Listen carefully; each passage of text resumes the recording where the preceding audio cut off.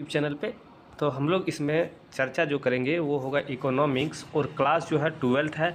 और वो किन किन क्लास के लिए 12th में 3 स्ट्रीम है, तीनों के लिए आईए, आईएससी और आईकॉम, तीनों के लिए इम्पोर्टेंट ये वीडियो होने वाला है। तो तीनों आप वीडियो को अंत तक देखिएगा, जिस भी स्ट्रीम का स्टूडेंट होंगे आप वीडियो को अंत तक देखिएगा, क्योंकि अगर आपका इकोनॉमिक्स है तो आप इस वीडियो को स्किप ना करें। परीक्षा से पहले देख लो, आपके परीक्षा में इसी से ही अधिकतर प्रश्न रहेगा। ठीक है, तो चलिए बिना समय गवाए हम लोग वीडियो को स्टार्ट करते हैं और क्वेश्चन को देखते हैं।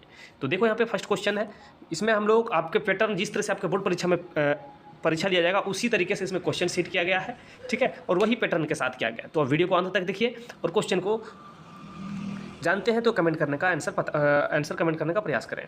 तो फर्स्ट क्वेश्चन दिया हुआ है कि उपभोक्ता व्यवहार का अध्ययन किया जाता है। तो उपभोक्ता व्यवहार का अध्ययन किस में किया जाता है वो आपको बताना है। ठीक है, ऑप्शन जैसे कि आप यहाँ पे 4 दिया हुआ आप देख पा रहे होंगे, ऑप्शन 4 यहाँ पे आप देख पा रहे हैं दिया हुआ। इसका सही आंसर क्या होगा? तो देखिए यहाँ पे उपभोक्ता व्यवहार का अध्ययन जो किया जाता है वो व्यष्टि अर्थशास्त्र में किया जाता है। किसमें किया जाता है? आपका ऑप्शन नंबर ये आपका सही हो जाएगा। ठीक है, चलो क्वेश्चन नंबर 2 देखो। क्वेश्चन 2 दिया हुआ है कि किसी वस्तु के अंदर छुपा हुआ गुण को मानवीय आवश्यकता को संतुष्ट करता है। तो किसी भी वस्तु के अंदर छुपा हुआ वह गुण जो मानवीय आवश्यकताओं को, जो मानव को आवश्यकता है उसको संतुष्ट करता है, उसे क्या कहते हैं? उपभोग कहते हैं, उत्पादन कहते हैं, उपयोगिता कहते हैं या गुण कहते हैं? क्या कहते हैं वो आपको बताना है। तो देखिए, किसी भी वस्तु के अंदर छुपा हुआ वह गुण जो मानवीय आवश्यकताओं को संतुष्ट करेगा वो उपयोगिता कहलाएगा। क्या कहलाएगा? उपयोगिता, जो ऑप्शन नंबर आपका सी में दिया हुआ है। ठीक है, चलिए नेक्स्ट क्वेश्चन को देखते हैं हम लोग। क्वेश्चन नंबर 3 में दिया हुआ है कि जब कुल उपयोगिता अधिकतम होती है तब सीमांत उपयोगिता होती है। तो जब कुल उपयोगिता अधिकतम होती है तो सीमांत उपयोगिता क्या होती है? ऑप्शन देखिए यहाँ पे दिया हुआ है धनात्मक, शून्य, ऋणात्मक, इनमें से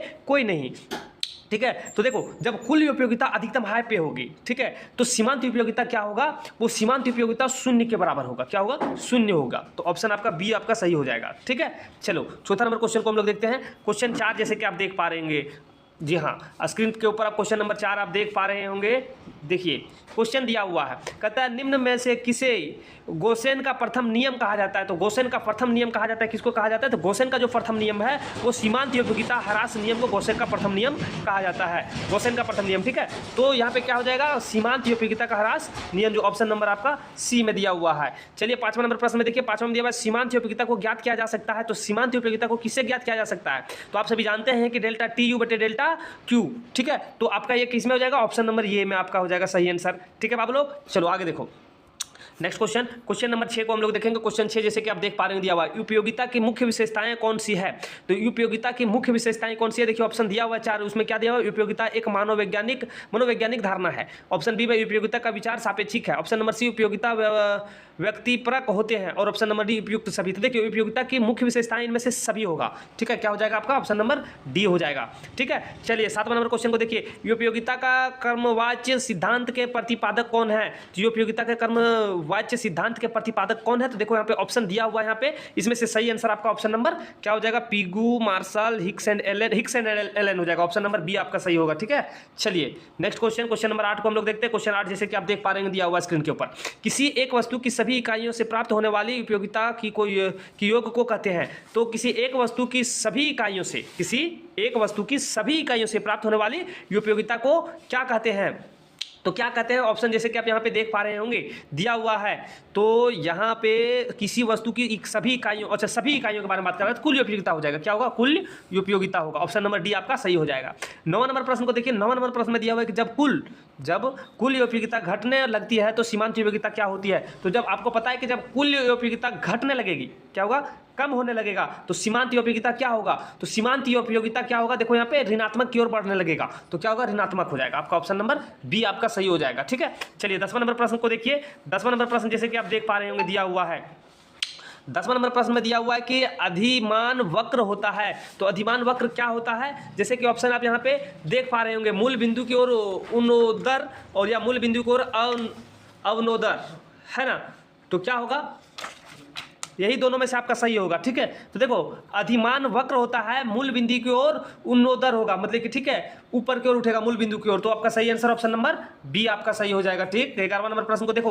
11वां प्रश्न दिया हुआ है, क्या 11वां कहता है? 11वां नंबर प्रश्न कहता है कि अधिमान वक्र मूल बिंदु की ओर उन्नोदर होते हैं, क्योंकि जब सीमांत प्रतिस्थापन की दर स्थिर होती है, तो सीमांत प्रतिस्थापन की दर स्थिर होती है, तो आपका ऑप्शन नंबर सी में दिया हुआ है। ठीक है, चलिए आगे आइए, नेक्स्ट क्वेश्चन को देखते हैं। क्वेश्चन नंबर 12, क्वेश्चन नंबर 12 को हम लोग देखेंगे। क्वेश्चन 12 में आप देख पा रहे हैं दिया हुआ है, क्या दिया हुआ है कि उत्पादन है ना, उत्पादन उत्पादन के जिस स्तर पर परिवर्तित साधन का सीमांत उत्पादन शून्य होता है, उस स्तर पर कुल उत्पादन क्या होता है। ठीक है, तो यहाँ पे कहता है उत्पादन के जिस स्तर पर परिवर्तित साधन का सीमांत उत्पाद शून्य होता है, उस स्तर पर कुल उत्पादन होता है। तो आपको बताना है इसका सही आंसर क्या होगा। तो देखो क्या होगा कि उत्पादन के जिस स्तर पर परिवर्तित साधन होगा वो सीमांत उत्पादन शून्य हो जाएगा, तो उस स्तर पर कुल उत्पादन क्या होगा, अधिकतम होगा। क्या होगा, अधिकतम। तो आपका ऑप्शन नंबर ये सही हो जाएगा। ठीक है, 13वां नंबर प्रश्न को देखो। 13वां नंबर प्रश्न में क्या दिया हुआ है, 13वां नंबर प्रश्न में दिया हुआ है कि किसी परिवर्तित साधन L का, किसी परिवर्तित साधन L का, ठीक है, L का औसत उत्पादन, औसत समझिएगा, औसत उत्पादन ज्ञात करने का सूत्र क्या होता है। तो किसी परिवर्तित साधन L का औसत उत्पादन ज्ञात करने का क्या होता है कि Q/L होता है। क्या होता है, Q/L होता है, Q/L। तो आपका देखिए ऑप्शन नंबर आपका ये में दिया हुआ सही हो जाएगा। 14वां नंबर प्रश्न को देखो। 14वां नंबर प्रश्न में दिया हुआ है, क्या कहता है कि परिवर्तित साधन की मात्रा के सापेक्ष कुल उत्पादन में परिवर्तन की दर को कहा जाता है। तो परिवर्तित साधन की मात्रा के सापेक्ष कुल उत्पादन में परिवर्तित दर को क्या कहा जाता है, तो कहा जाता है ऑप्शन, जैसे कि आप देख पा रहे होंगे दिया हुआ है, कुल उत्पादन नहीं कहा जाएगा, परिवर्तित साधन की मात्रा के सापेक्ष कुल उत्पादन जो सीमांत उत्पादन कहलाएगा, जो आपका ऑप्शन नंबर बी होगा। ठीक, 15वां नंबर प्रश्न को देखो। 15वां में दिया हुआ है कि पैमाने के प्रतिफल का संबंध इस खाली स्थान में भरना है आपको, से होता है। तो पैमाने के प्रतिफल का जो यहाँ पे संबंध जो होता है वो होता है दीर्घकाल के लिए होता है। किसके लिए होता है, दीर्घकाल, जो ऑप्शन नंबर आपका बी में दिया हुआ है। ठीक है, चलो 16वां नंबर प्रश्न को देखो। 16वां नंबर प्रश्न, 16वां में दिया हुआ है कि जब उत्पादन के सभी आगतों में अनुपातिक वृद्धि करने से, कहता है कि जब उत्पादन के सभी आगतों में अनुपातिक वृद्धि करने से उत्पादन में अनुपातिक वृद्धि से कम अनुपात में वृद्धि होती है, तो उसे कहा जाता है, तो उसे क्या कहा जाता है ये आपको बताना है। तो इसको क्या कहा जाता है, साधन का ह्रास प्रतिफल, पैमाने का स्थिर प्रतिफल, दोनों ही, संसाधन का ह्रास प्रतिफल, ऑप्शन नंबर बी, पैमाने का स्थिर प्रतिफल या पैमाने का ह्रासमान प्रतिफल, पैमाने का वृद्धिमान प्रतिफल। तो देखो इसका सही आंसर आपका ऑप्शन नंबर सी हो जाएगा। क्या होगा, पैमाने का ह्रासमान प्रतिफल होगा शायद, हाँ यही सही होगा। ठीक है, चलिए 17वां नंबर प्रश्न को देखते हैं। 17वां नंबर प्रश्न, जैसे कि आप देख पा रहे हैं, किसी वस्तु के उत्पादन के लिए उत्पादन के आगतों पर किए गए खर्च को क्या कहते हैं, तो क्या कहते हैं, लागत कहते हैं। अगर आपको कोई भी चीज़ बनाना है, बनाने के लिए उसमें जो भी मटेरियल्स की जरूरत है उसको आप खरीद रहे हैं या लगा रहे हैं, खर्च कर रहे हैं, उसको क्या कहेंगे, तो लागत ही कहेंगे ना, तो उसको लागत कहते हैं। ऑप्शन नंबर बी आपका सही हो जाएगा। 18वां नंबर प्रश्न को देखो। 18वां में दिया हुआ, निम्नलिखित में से किस वक्र का आकार अति परवलयीय होते हैं। तो अति परवलयीय होता है, किसका होता है, तो देखो कुल लागत, औसत लागत, औसत स्थिर लागत, औसत स्थिर लागत हो जाएगा। आपका ऑप्शन नंबर सी होगा। ठीक है, चलो 19वां नंबर प्रश्न को देखो। 19वां में दिया हुआ है और 20वां, हाँ जी 19वां को देखते हैं। 19वां नंबर प्रश्न को देखना है हम लोग को। औसत लागत सीमांत लागत से अधिक कब होती है। तो औसत लागत सीमांत लागत से अधिक कब होती है, तो जब औसत लागत घट रही होती है। औसत लागत सीमांत लागत से, मतलब औसत लागत सीमांत लागत से कब अधिक होगा, ठीक है ना।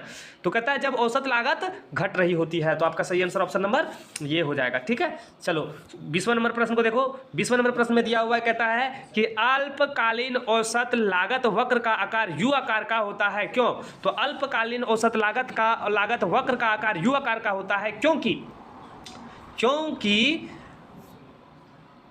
अल्पकालीन औसत लागत, अल्पकालीन स्थिर लागत तथा औसत परिवर्तित लागत का योग और परिवर्तित अनुपात का नियम लागू होता है। तो यहाँ पे देखिए दोनों ऑप्शन दिया हुआ, ए और बी आपका सही हो जाएगा। ए एवं बी, ऑप्शन नंबर सी होगा। ठीक है, तो साथियों हम लोग 20 प्रश्न देखे हैं, और भी प्रश्न है, तो चलिए हम लोग और भी प्रश्न को देख लेते हैं।